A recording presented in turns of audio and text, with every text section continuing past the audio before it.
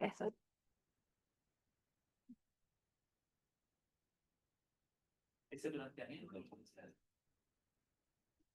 Voy a poner acá para ir pasando. Ah, pero tienes la...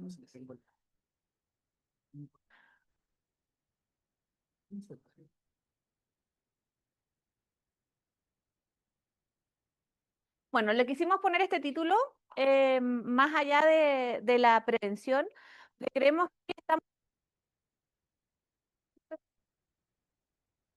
en megalovirus congénito.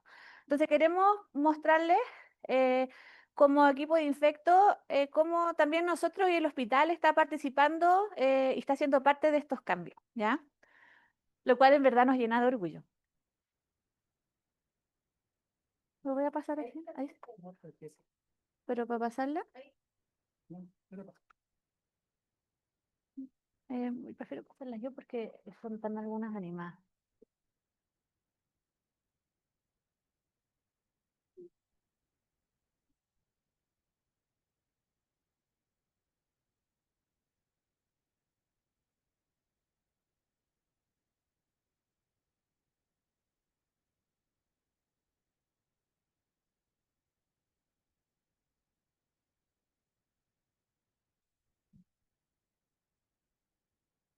Ya.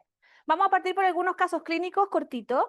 El primer paciente es un paciente de 6 años que tiene antecedentes de ser un paciente de término de 37 semanas que fue PEG. Pesó 2 kilos 270 gramos. Y quiero hacer el hincapié de que este paciente, ¿cuál es el puntero? Ahí. Ah, es del año 2019, ¿ya? La mamá durante el embarazo, a las 9 semanas, presenta un síndrome febril que se realiza estudio, en que se buscan hartos virus, porque al final lo que tenía era como un síndrome mononucleósico. Así que dentro de sus resultados de exámenes sale una IgM positiva para citomegalovirus y una IgM anticápside para Epstein-Barr para también positiva, ¿ya? Por lo tanto, acá se hace diagnóstico de una primoinfección por virus Epstein-Barr y por citomegalovirus, ¿ya? ¿Por qué recalco que es el año 2019? Porque a estas alturas de la época no había nada que ofrecerle a la mamá cuando tenía una primoinfección. Habían algunos reportes de uso de inmunoglobulina específica para citomegalo con mala respuesta. em, Así que eso igual es importante porque la Jenny también nos va a hablar un poquito sobre eso. En las ecos durante el embarazo mostraba que había un RCIU y al nacer se toma por este antecedente de la mamá una PCR de citomegalovirus, en orina que sale positiva. Por lo tanto, se hace el diagnóstico, por tener una PCR al nacer positiva en orina de un citomegalovirus congénito y se decide hospitalizar para estudio.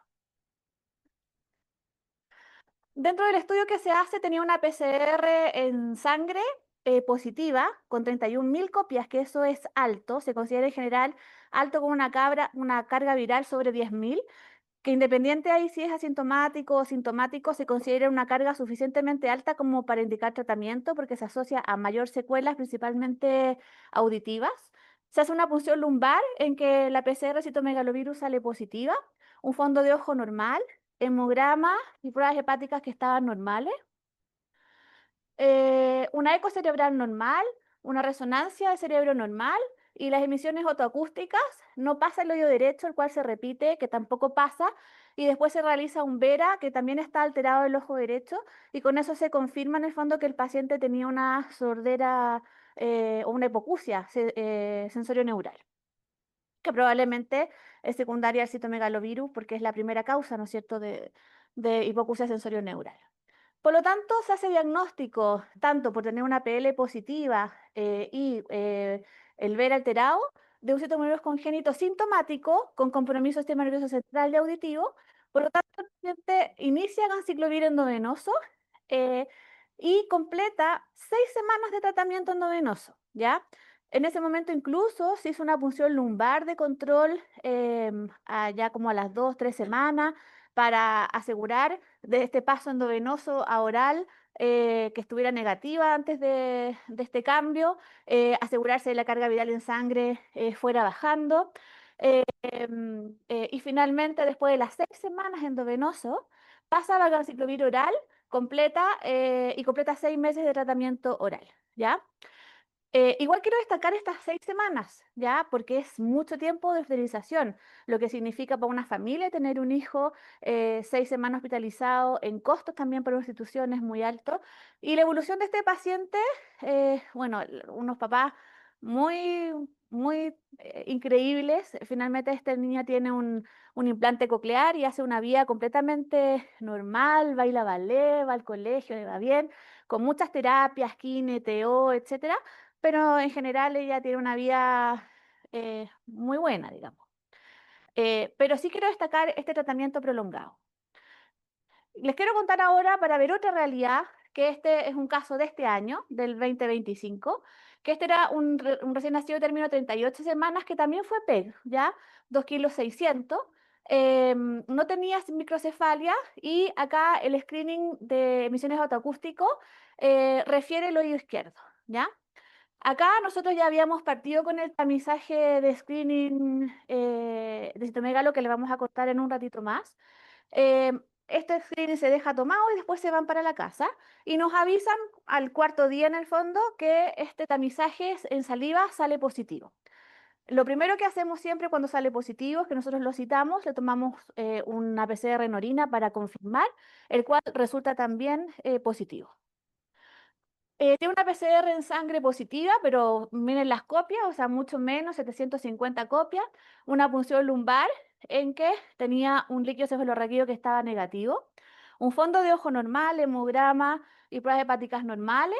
Una ecografía normal, una resonancia de cerebro normal eh, y la repetición de las emisiones autoacústicas sale normal, ¿ya? Por lo tanto, este paciente se cataloga como un paciente con un citomegalovirus asintomático y no requiere tratamiento. Y yo acá quiero mostrarles que acá la duración de la hospitalización fue un día, ¿ya? Y por eso quisimos hacer la pregunta, porque la verdad hoy, si es que se hace todo en forma coordinada y protocolizada, podemos lograr hacer las cosas súper rápido y hacer todo el estudio que se hizo este paciente en un solo día. Entonces ustedes me pueden decir, ya, pero pucha, este niño era sintomático, no necesitaba tratamiento, entonces, ¿cómo comparamos un mes y medio versus un día? Y acá muy cortito el último caso, este es un prematuro de 35 semanas que era PEG, PEG 2,1 kilos. Nació en Melipilla y, claro, les dio la duda si tenía microcefalia, porque probablemente si uno lo veía solamente por número, tenía microcefalia, pero como era PEC, al final era como simétrico. Entonces, al final no la tenía. Em, el streaming auditivo estaba mal con su mamá, pero como era PEG y tenía esta sospecha de microcefalia, en Melipilla le piden una carga viral, o sea, una PCR en orina que sale positiva. Así que viene para acá al hospital, se decide también hospitalizar y se hace todo el mismo estudio, una PCR en sangre que estaba positiva. Y esto que era importante, una punción lumbar con una PCR en líquido que estaba negativa, un fondo de ojo normal, hemograma, pruebas hepáticas normales, ecografía cerebral normal, pero una resonancia que mostraba alteración de la sustancia blanca, ¿ya? Entonces, ojo, porque tenemos un paciente que si no le hubiéramos hecho la resonancia, probablemente hubiera catalogado como asintomático, ¿ya? Y por eso es importante que hoy en día la resonancia es uno de los principales factores pronósticos en el citomegalovirus congénito. Por lo tanto, por esa resonancia alterada se considera un paciente con citomegalovirus congénito sintomático, ahí estaba mal, lo que hace es iniciar tratamiento con valganciclovir oral, ¿ya? Que está actualmente en tratamiento. Y aquí le agradecemos también a los QF porque ellos nos ayudan a que efectivamente este tratamiento dentro de la semana, el paciente se hospitaliza, este niño estuvo 2 días, se programa, se hace el jarabe y a la semana ya está con su tratamiento, que ahora lo recibe completamente en su casa, ¿ya? Entonces, queríamos mostrar estos casos para mostrarle cómo la medicina evoluciona, cómo pasamos de tener hospitalizaciones de un mes y medio a poder hacerlo 2 días y con estudios que también nos permiten ver pronósticos en forma súper precisa y adecuada. Ahora la Jenny les va a hablar un poquito del citomegalovirus congénito.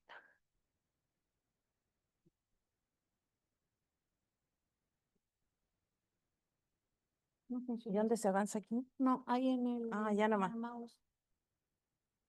O sea, no sirve este, entonces no lo tomo. Ya. ¿Acá nomás?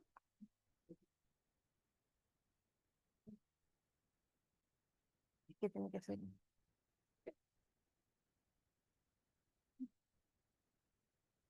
Ahí.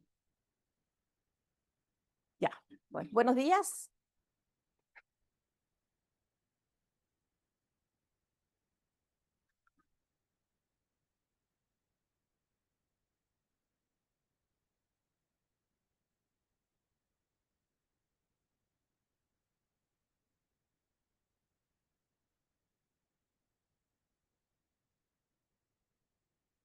Voy a avanzar de ahí mejor, ¿ya? Yo lo avanzo, pero antes. Espera.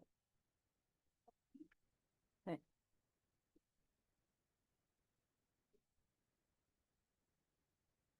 Ahí.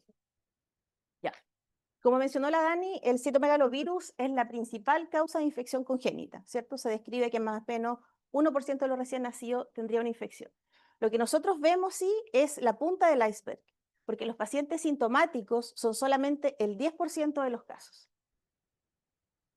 Y cuando encontramos pacientes de este tipo, la verdad es que no queda mucha duda, cuando nace un niño así, con esta presentación, ¿cierto? Con ictericia, con hepatosplenomegalia, con este síndrome petequial y purpúrico, de que este niño es sintomático, ¿cierto? Y a pesar de que son el 10% de los casos, estos niños pueden tener hasta un 58% de secuelas descritas como hipoacusia sensorio-neural, ¿cierto? Como dijimos, esta es la principal causa, y también de retardo del desarrollo psicomotor. Y estos son los pacientes asintomáticos, que son el 90% de los casos de los citomegalovirus congénitos. Y estos son los pacientes en los cuales nosotros tenemos que estar atentos para poder detectarlo, ¿cierto? Porque estos pacientes, si bien son asintomáticos, hasta en un 15% de ellos podrían tener una hipoacusia sensorio-neural y un retraso del desarrollo psicomotor. Y en cuanto a definiciones operacionales, ¿cómo se define el citomegalovirus congénito? Es una infección del recién nacido que ocurre durante el embarazo o el parto y lo vamos a diagnosticar mediante una reacción de polimerasa en cadena o un aislamiento viral positivo que puede ser en orina, en sangre y o en líquido cefalorraquídeo, pero que tiene que ser antes de los 21 días, ¿cierto? Como decía la primera pregunta que les mostró la Dani. Esto contrario a lo que es el citomegalovirus postnatal, que es la infección que se contrae durante o después principalmente del parto, en que también se va a hacer el diagnóstico con una reacción de polimerasa en cadena, pero después de los 21 días de vida. Y lo ideal es que este niño tenga un estudio negativo al nacer, lo que desgraciadamente muchas veces no es así. Y es súper difícil en esos casos y la verdad es que si no se dispone de un estudio al nacer, no es posible diferenciar la infección congénita de la adquirida. Y por eso nosotros insistimos tanto en que este diagnóstico, cuando alguien lo sospecha, sea realizado lo más rápido posible. Perdón. ¿Cuál es la seroprevalencia de la infección del citomegalo en embarazada? La verdad es que a nivel mundial es bastante variable, como ustedes ven en este mapa, y con los distintos colores, ¿cierto? Es bastante variable a nivel mundial, pero si nos vamos a Europa o Estados Unidos, se describe más o menos una seroprevalencia de un 0,5% de la embarazada.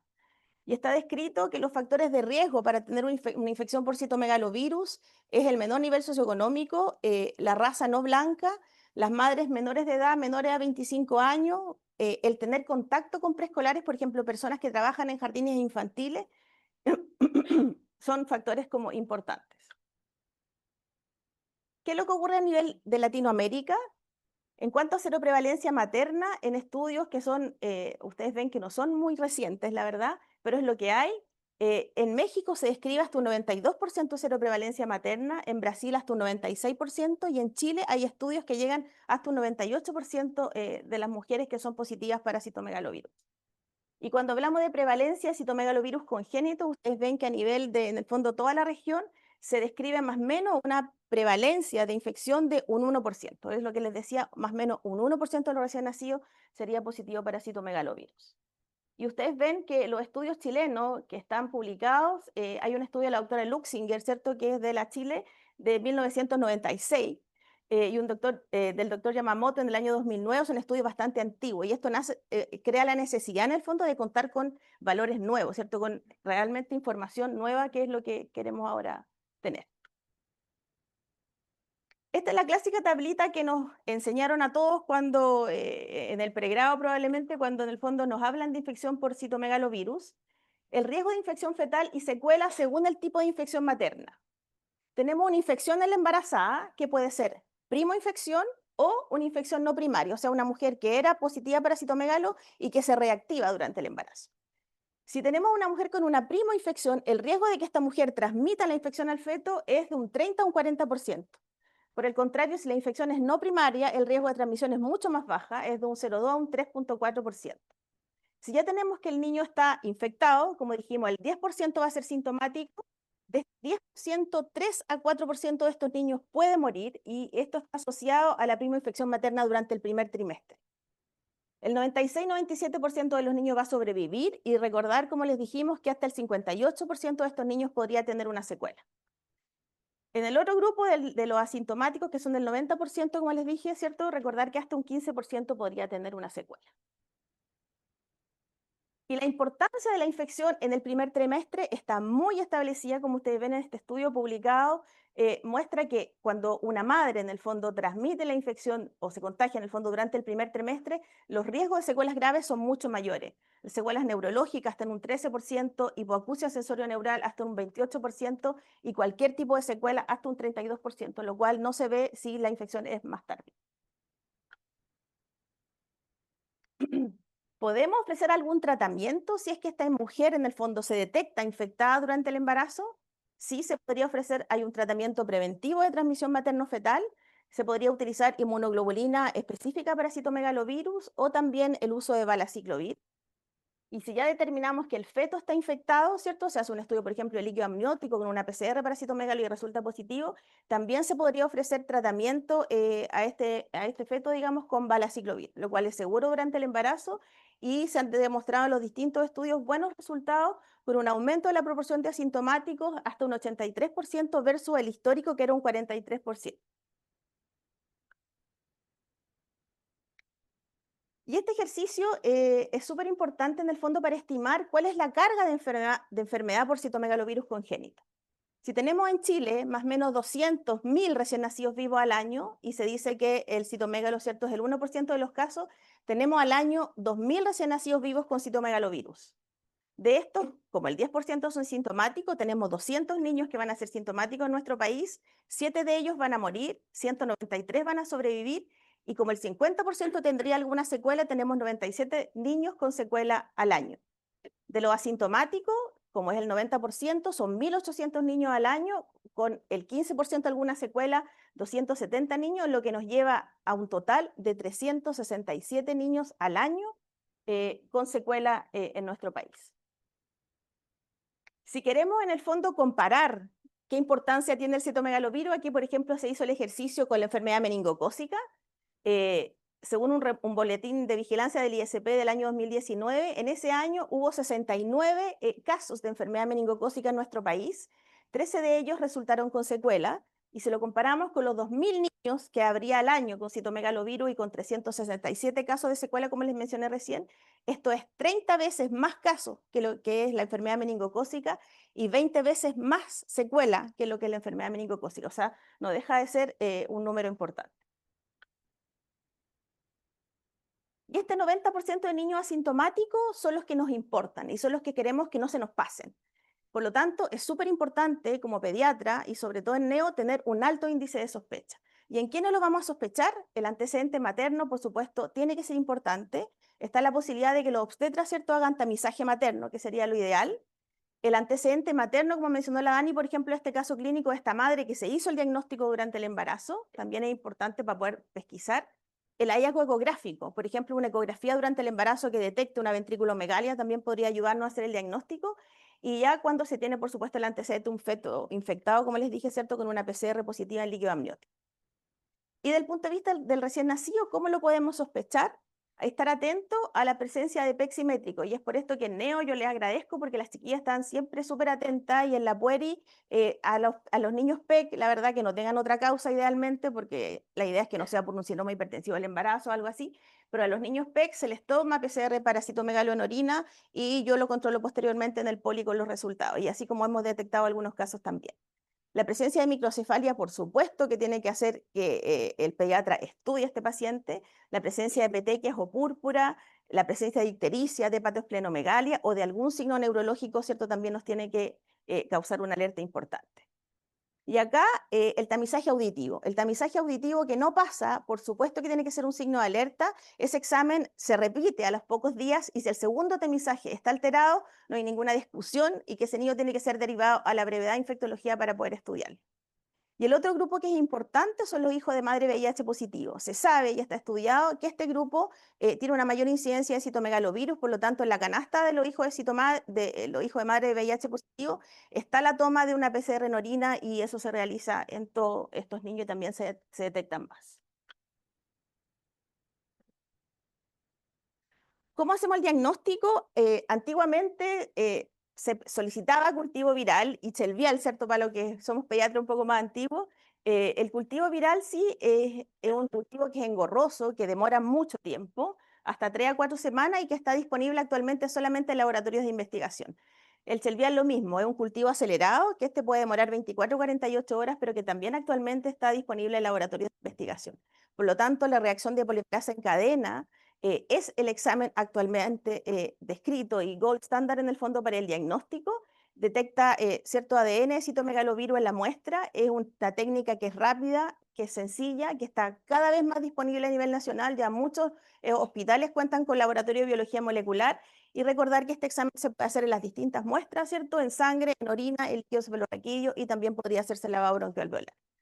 En cuanto a la serología, la verdad es que no se recomienda para el diagnóstico de citomegalovirus congénito. ¿Y cómo vamos a estudiar a estos niños? La verdad es que le tomamos un hemograma y donde podemos encontrar anemia, leucopenia, neutropenia aislada. La trombocitopenia es un signo que también tiene que llamarnos la atención.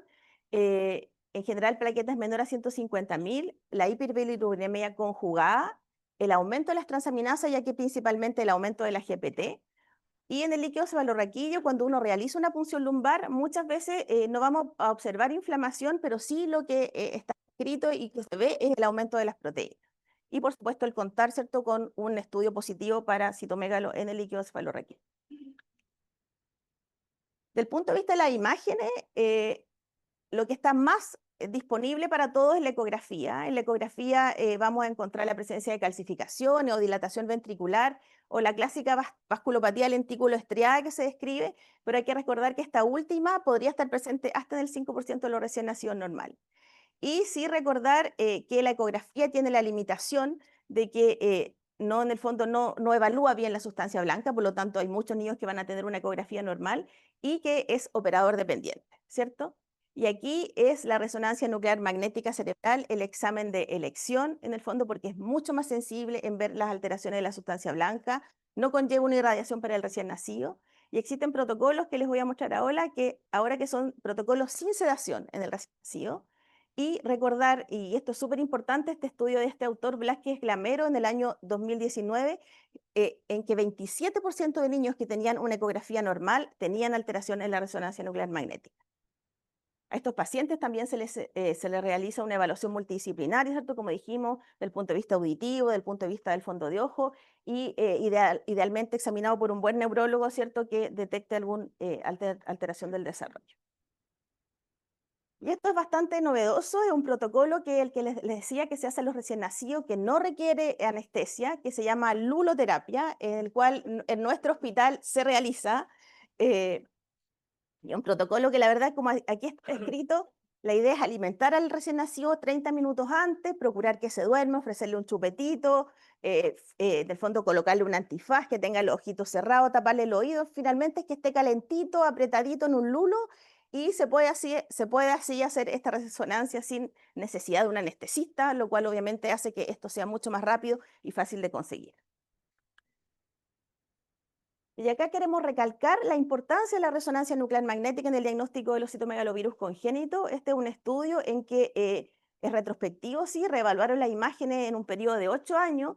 ¿Y qué fue lo importante? Es que la resonancia fue anormal en el 72% de los pacientes sintomáticos, pero la resonancia fue anormal en el 44% de los pacientes asintomáticos. Por lo tanto, es un examen que nos ayuda mucho a la detección del compromiso del sistema nervioso.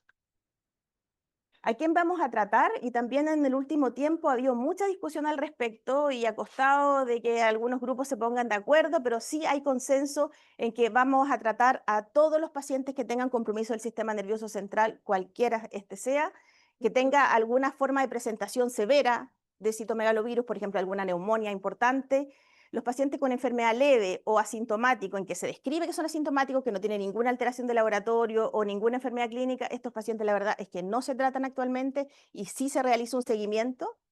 En quien sí se trata los pacientes con hipoacusia sensorineural, ya sea uni o bilateral, siempre, y los pacientes con enfermedad moderada, esto significa que tengan compromiso de más de un sistema y que se mantenga por más de 2 semanas, por ejemplo, una hepatitis que se mantenga por más de 2 semanas, esta sí tendría indicación de tratarse.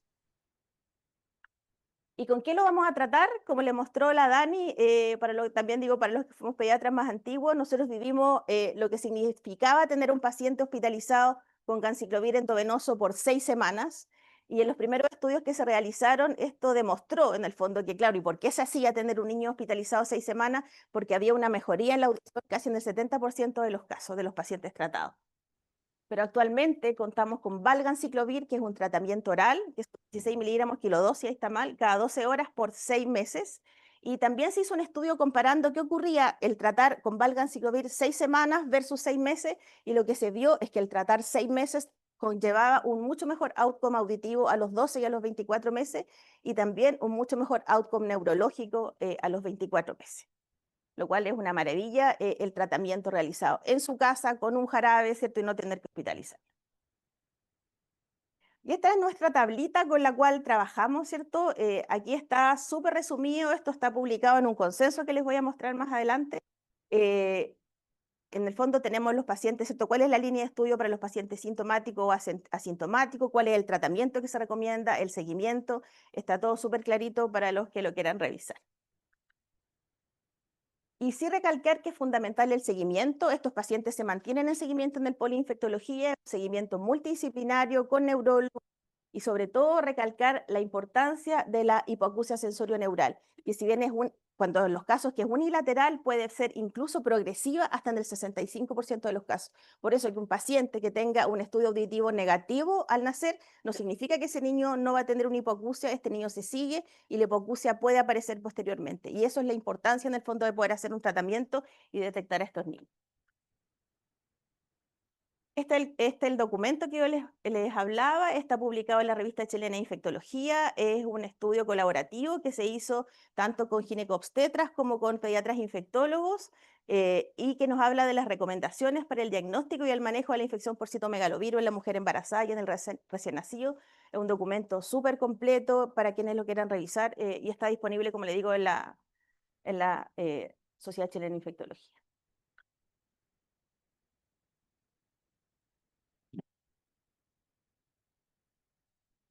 Bueno, la Jenny les contó muchas novedades, ¿no es cierto? Les contó que el tratamiento con valaciclovir ahora se puede usar en la embarazada y que eso disminuye el riesgo de citomegalovirus congénito en el recién nacido. Hablamos de que la resonancia es súper importante, incluso hoy día más que la punción lumbar, ¿no es cierto? Para ver diagnóstico neurológico, que los vamos a tratar con tratamiento oral, ¿no es cierto? Y estas son cosas súper novedosas. Pero ¿qué pasa con el diagnóstico? ¿Ya? Y eso acá nosotros queremos como contarles un poquito qué estamos haciendo en el hospital. Ay, ay, para otro lado. ¿Cómo es? Eso, ahí, solamente se va. ¿Ah? Ay. Y quiero hablarles un poquito, esto es muy corto, sobre screening universal, ¿ya? Esto es súper discutido porque a nivel mundial hay lugares que lo hacen, otros que no, y tiene dos problemas. Uno, la toma de muestra, porque tomar un examen de orina a un recién nacido el primer día es muy difícil, ¿ya? Hacen muy poco pipí, significa poner un recolector, la irritación de la zona, etcétera, y sobre todo el costo. Tomar una PCR en orina y procesar universalmente es mucho dinero, ¿ya? Pero uno dice, pucha, ¿qué beneficios tiene? Yo acá quiero mostrarles con estos datos estimados que tenemos de prevalencia, ¿no es cierto? Que en Chile era 1%, esto acuérdense que es en los años 1900, ¿ya? Igual, por mucho más, es más frecuente que la fenilketonuria y el hipotiroidismo congénito, que son los screenings universales que tenemos hoy en día, ¿ya? Y la OMS dice que el síndrome congénito cumple con los criterios de enfermedad para el screening universal, porque esto puede impactar en la salud pública. Existen dificultades en su reconocimiento clínico, porque dijimos que muchos van a ser asintomáticos. Hay pruebas que permiten realizar diagnóstico y además existe un tratamiento. Y acá está lo que nosotros hablábamos, ¿no es cierto? Que orina, que las dificultades que tiene, que es el costo y lo difícil de tomar. Talón, que esto es lo que se usa, lo mismo que usan para el PKU y TSH, del papel filtro, que en verdad ha resultado más o menos, al menos en Chile, como que la extracción del DNA ha sido como súper difícil y no se ha podido usar mucho. Pero saliva promete, ¿ya? Porque en el fondo tiene la ventaja de que es muy fácil y rápido de tomar. Y por esto es que nosotros estamos participando en este estudio que es optimización del diagnóstico de citomegalovirus congénito a través de pool testing en saliva, estudio nacional ampliado de cribado universal. Y esto es lo que también queríamos contarle porque acá tiene las dos ventajas. Uno, saliva, o sea, súper fácil de tomar, nos demoramos 30 segundos en tomarlo, y costo, porque acá al ser pool testing los costos, pero bajan así infinitos. Y les quiero contar un poquito qué es el pool testing. Este estudio es un estudio prospectivo.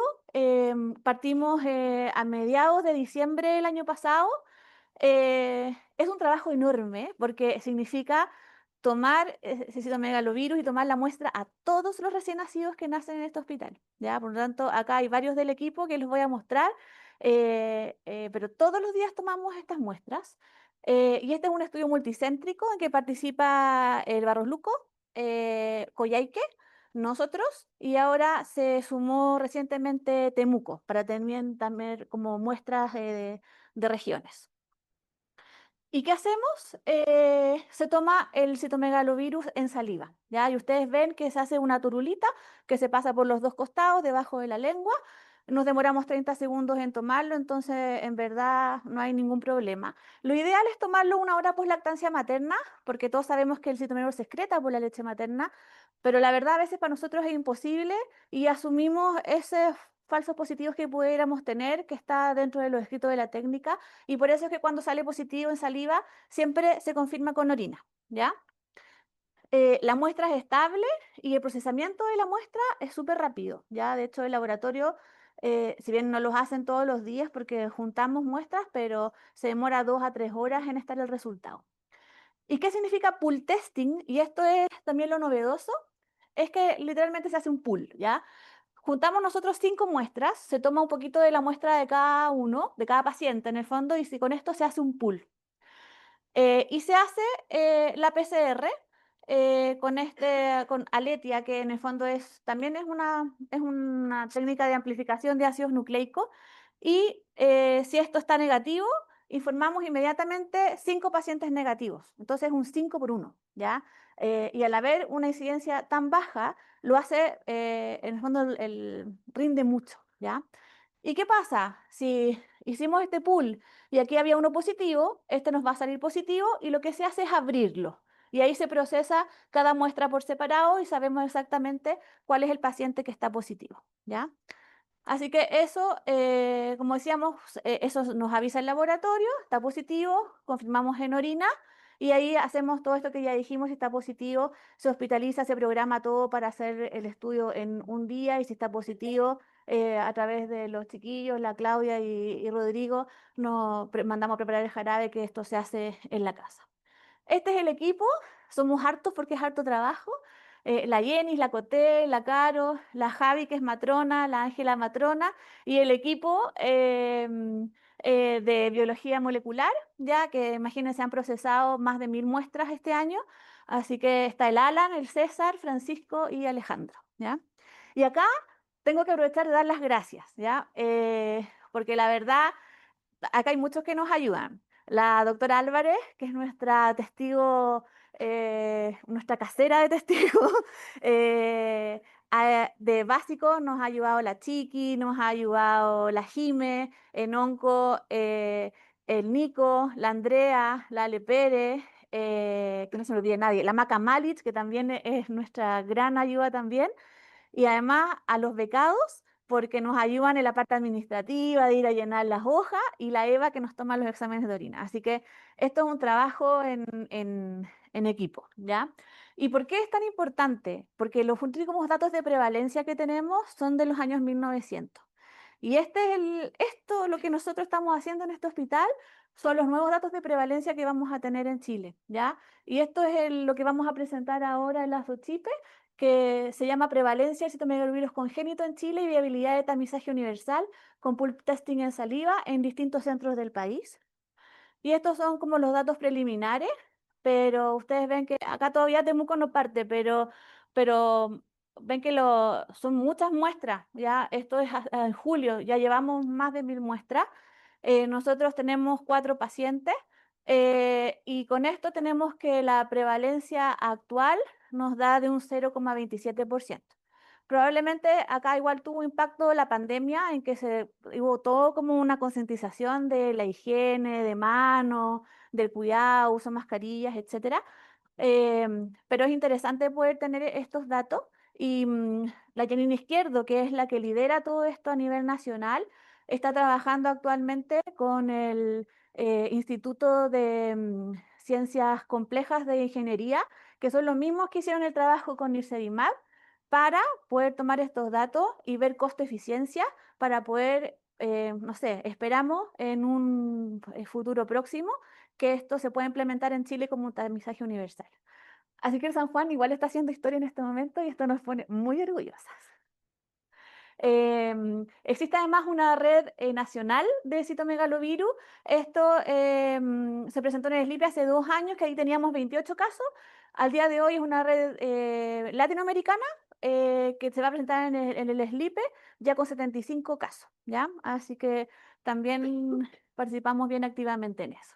Y ahí está la Yanina, que es la que lidera esto a nivel nacional. Ella es el motor de todos los citomegalovirus en Chile. Y con nuestro vicedecano de la Facultad de Medicina de la Chile, que también nos vino a visitar y aporta también con todas las ideas de este proyecto. Muchas gracias. Y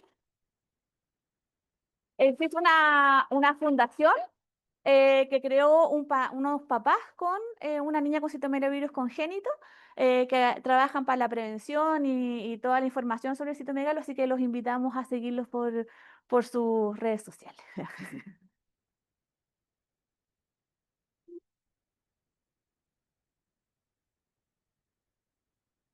Comentarios, preguntas. No, yo quiero hacer más que pregunta, realmente es un orgullo cómo lo están trabajando y bueno, como siempre el equipo de infectología de este hospital va a la vanguardia en muchos de estos proyectos y es un tema súper interesante, realmente es muy importante, como tú mostraste, claro, de que la incidencia de la fenilketonuria es bajísima y hay tamizaje universal, esto que el problema es mucho mayor, ojalá que no me cabe duda que va a ser costo efectivo finalmente. Sí. Así que, no, muchas felicitaciones realmente y por todo el trabajo que hacen de ir a tomar los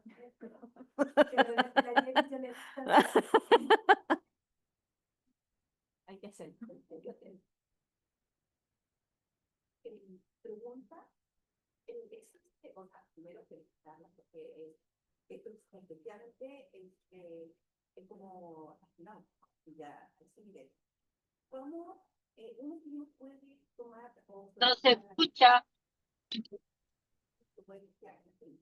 Sí.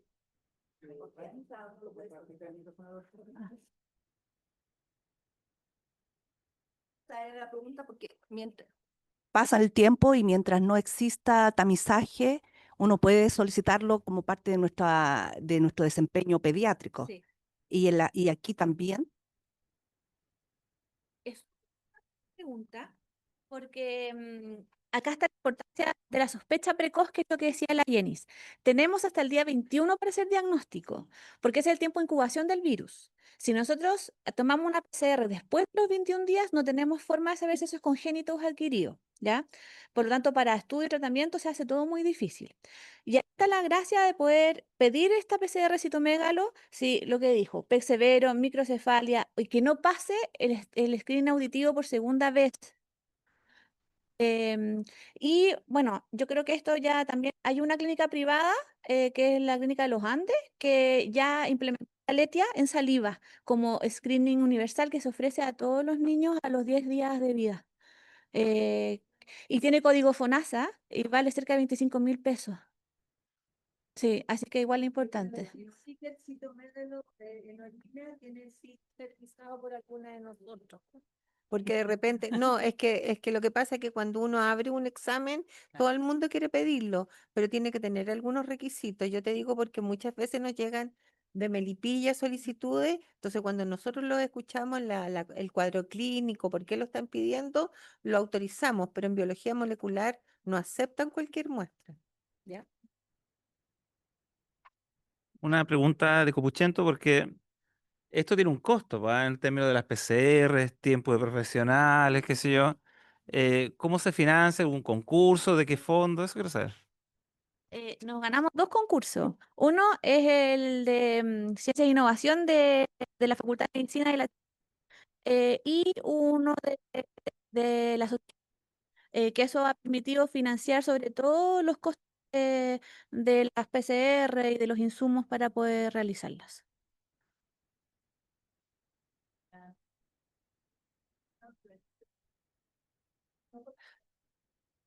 Es que esta también es una pregunta un poco que me llamó mucho la atención que cuando mostraron el barro luco tiene más pacientes, pero tenía menos positivos que nosotros. No sé si tienen alguna hipótesis o porque me llamó mucho la atención. Ellos ya habían hecho esta experiencia el año anterior, que fue lo que usaron como para validar el pool testing, y efectivamente tuvieron poquitos casos.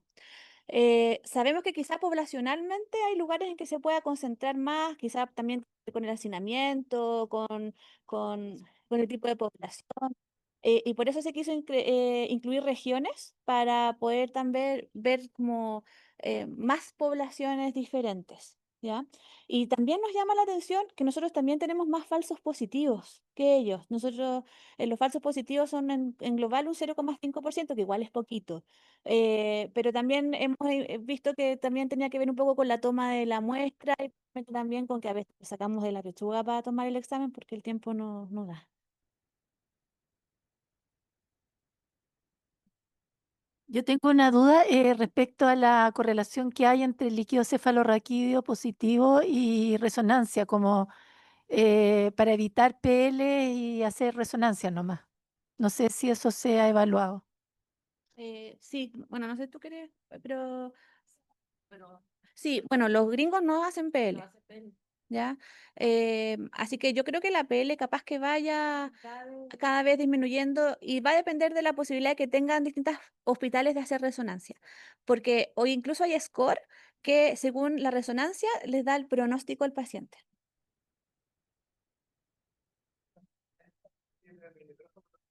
Es que es para allá, es para el Zoom. No, gracias por la presentación. Y que quería preguntar porque un tratamiento por oral, por 6 meses, una estimación del grado de adherencia de ese tratamiento.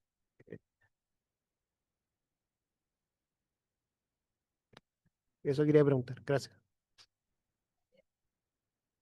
Para la Jenny, porque ella lo sigue. Sí, sí. Yo los veo en el poli y la adherencia es súper buena y la verdad es que eso se ve graficado en los exámenes de control.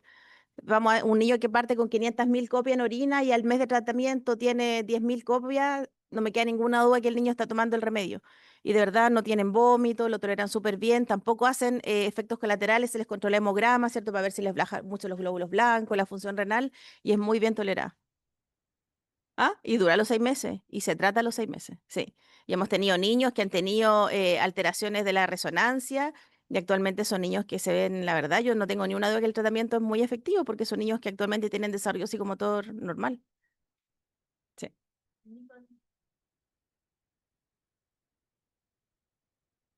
Gracias.